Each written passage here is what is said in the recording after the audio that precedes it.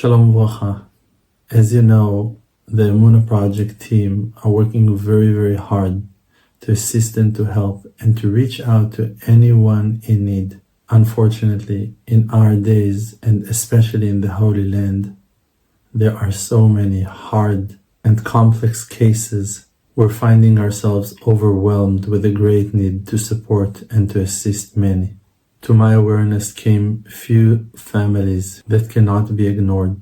Personally, I'm doing the maximum I can to assist and to help those people, those wonderful siblings of ours, amazing people who lost family members in this horrible war, children who lost parents, wife who lost husbands, and an orphan child who lost her mother as well in October 7th massacre.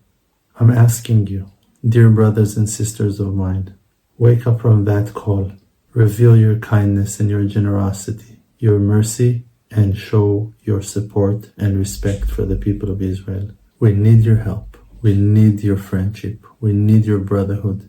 We need you to stand up with us on one side against evil and its forces. Help me to help them rebuild and recover their homes and hearts.